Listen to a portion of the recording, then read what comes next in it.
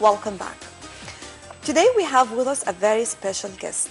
Actually, she is a human development expert, Dr. Samah Khamis, and we were talking during the break about what is it about when it comes to codependency. This is something very, very important because for me, even in the very beginning, I was talking to Karim, what is it about? And you know, we have many things when it comes to codependency, because some people, they believe it has to do also only with the gambling or alcoholic addiction or something like this. And now the doctor, she told us something that is completely different.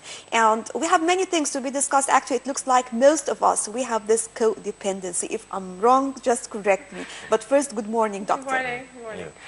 So yes, codependency, first let's define it. Codependency is a sickness, or it is some kind of disorder that it has been realized and brought about to light only recently. And one of those prominent figures in the field is Melody Beatty. She's a US professor and psychologist, and she's the one who actually started this whole issue. By examining certain behavior, social behavior, she found out that some people, they just dissolve. They completely dissolve. The character, the personality dissolves in others. At this point, she realized that there's something wrong there, and something needs to be fixed. So by examining the behavior, we came up with the notion or the idea of codependency, which is a disorder most of us are unaware of. That's very true. Yes, and also if you can tell us more about how can someone be diagnosed of codependence? Are there any tangible symptoms? That's very true, yes. First of all, codependent person cannot find his own identity except by existing through others. So, and this is strikingly acceptable in our society. Like, for example, this mother figure who does everything she can to help her kids. This in itself is acceptable, and it is preferable. However, if I only exist and entirely exist through my children or my spouse or my parents or whoever, if my existence equals this and that, then there is a problem here. I should exist on my own first. It does not mean selfishness. It does not mean at all being selfish or self-centered. It may sound like that, but it is not. The point is that I have to understand myself first. I have to accept myself. I have to love myself, to care for myself in a healthy way that brings me some kind of self-confidence and some kind of inner serenity. And then I start understanding others and giving them within boundaries. Maybe to be capable of giving others. Exactly. Because if I'm not like this, I won't be able to help or support. But you know something, I don't know, all of us, we have this, and we don't feel it. Just as you mentioned, for example, That's most of true. us, we feel our existence through just giving all our time, supporting our children, our home in general, spouse. This is normal. It is. That is why codependency... How can I realize that I have a problem? That's a very good question. Codependency is one of the most difficult disorders to be diagnosed, and for the person himself to realize that he has such a sickness or disorder. Can I ask why? Yeah, because it is socially acceptable, because she just said that it is normal. So we may think that this is a normal way of loving. If I didn't do it, I will feel guilty. Exactly, because our society tends to nurture this in us. But actually the point is there is a thin line between being a well-balanced person who gives love and at the same time can ask for love. If you have these boundaries, if you can ask for the person to do this or do that in a relationship, then you're on a healthy boundary. But if you find yourself tending to do everything you can to please that other person, if you find yourself merged in an unhealthy relationship where you are being abused, or even psychologically abused, or being used, or being... I call it emotional abuse. Exactly. If such a relationship exists and you're incapable of pulling yourself out of it because you feel that this is your role to give more, to support the person, you cannot see yourself out of this relationship, then here is a warning sign that there is something wrong here. So again, for example, this kind of mother who gives everything she has for the kids, which is so far so good, but do you have any idea what you want? What if, God forbid, anything happens, let's say even your kids got married, would you still feel fulfilled? Would you still feel whole or not? If the answer is no, and you always need them around, you're always depending on them to make you feel that you exist, then there is something wrong there.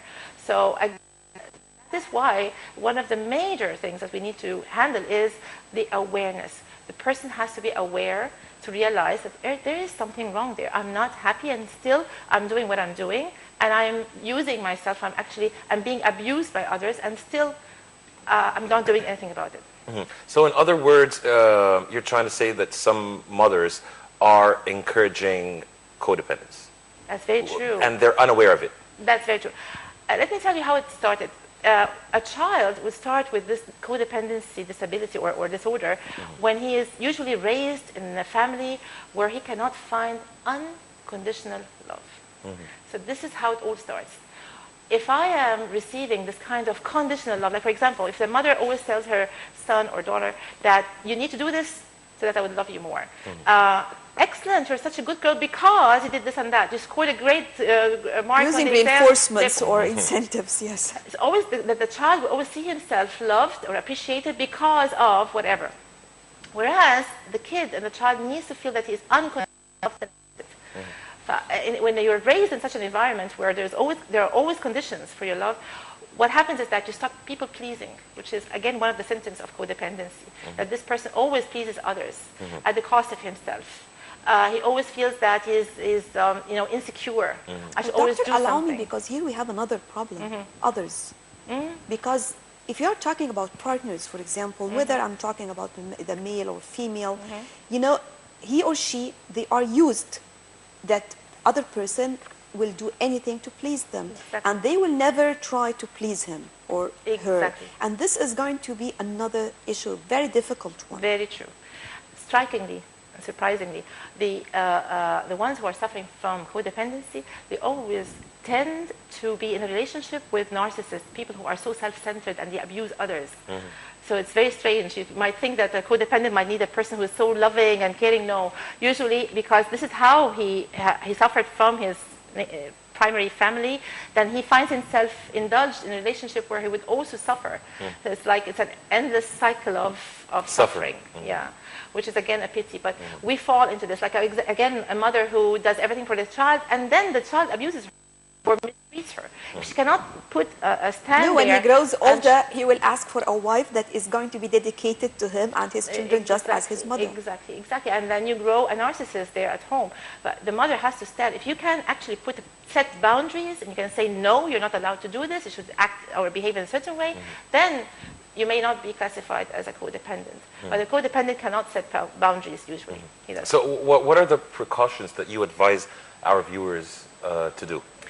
First thing is you need to love yourself unconditionally, which is again a bit difficult, but I need to love myself the way I am, the way I look, the way I behave, and I need to find some kind of unconditional love from others, like I should not always feel that I have to pay for people to love me.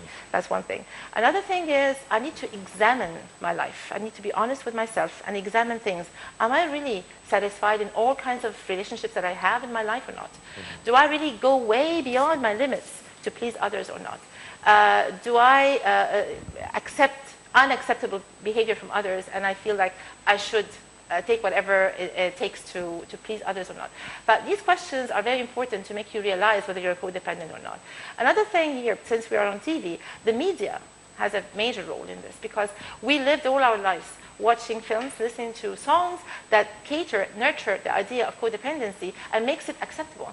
So at the end of the day, you tend to behave this way without realizing it.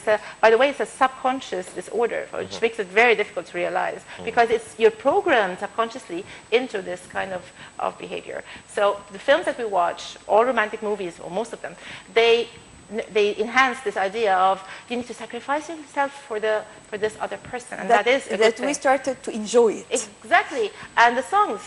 Plenty of them that would tell you that my life would end without you. And that is not right, by the way. I have to have, yes, I will be, of course, in pain if I end a relationship, especially a love relationship. But, again, I should exist. I have my own needs. I have my own life. I have my own standards and views and ambitions. And, but, yes, I am hurt, but I exist. But if I do not exist except through another person, then there is a problem here. This is something very important because, just as I mentioned, for example, some people now, they are, if not all of the people around, feelings. That's why I was interested in this more than gambling and alcoholic Exactly. addiction, because it looks like all of us, we need support. And unfortunately, no one seeks the support. Yes, exactly. You need to ask. You need to know.